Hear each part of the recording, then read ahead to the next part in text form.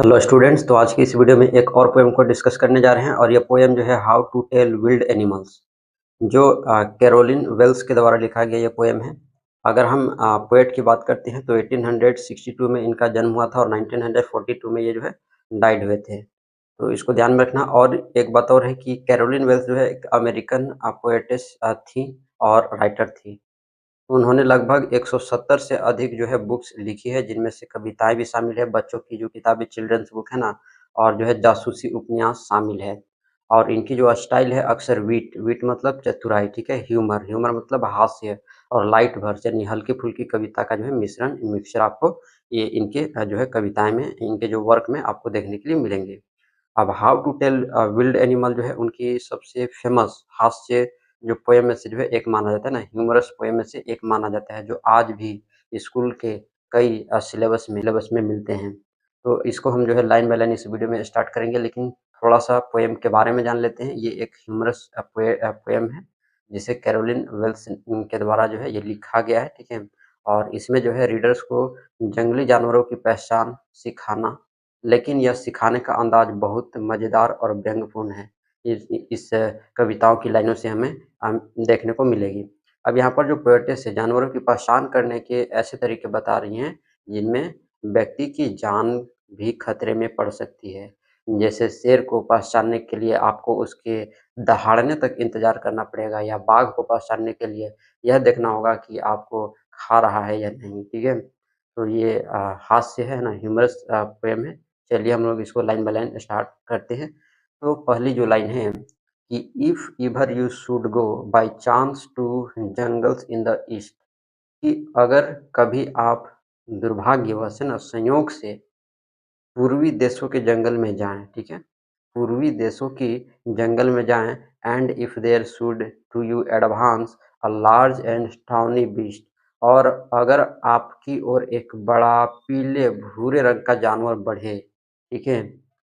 तो if he roars at you as you are dying, you will know it is the Asian lion. अगर वह गरजे, ठीक है, अगर वो दहाड़े, जब आप लगभग मरने वाले हो ना, जब आपके सामने शेर खड़ा है और वो आप पर जो है हमला करने वाले हैं, तो समझ जाएँ कि वो जो है वो एशियाई शेर है, ठीक है?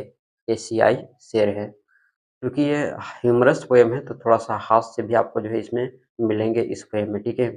नेक्स्ट लाइन क्या कहती है कि और if sometimes when roaming round a noble wild beast greets you, या अगर घूमते-घूमते आपको एक शानदार जंगली जानवर मिल जाए, ठीक है?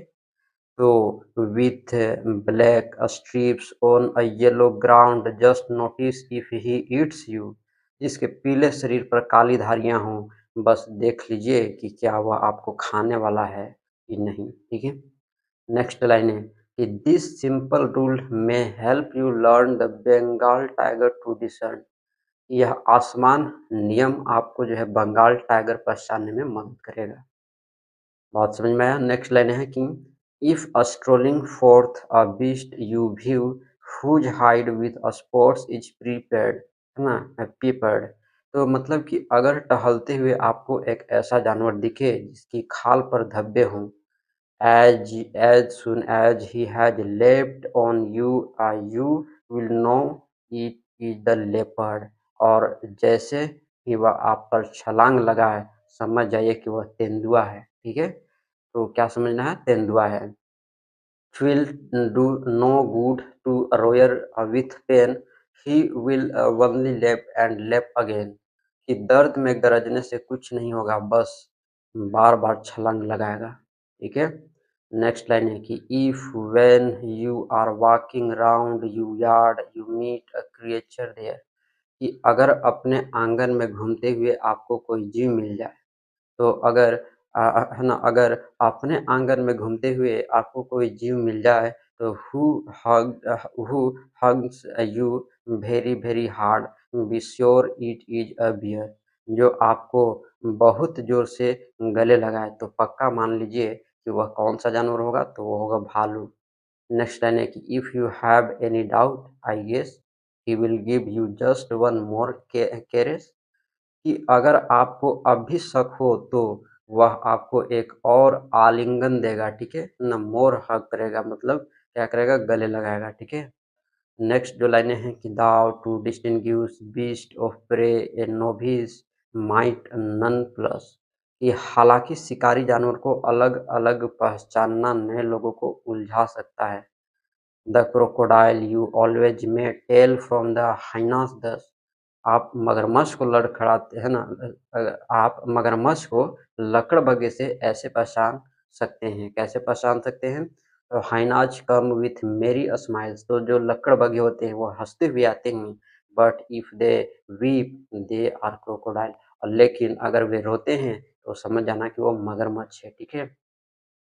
नेक्स्ट लाइन है कि the true chameleon is a small lizard sort of thing, कि असली गिरगिट छोटा होता है, एक तरह की छिपकली जैसी। He hasn't in it years at all and not a single wing, इसके कान बिल्कुल नहीं होते और एक भी पंख नहीं होता।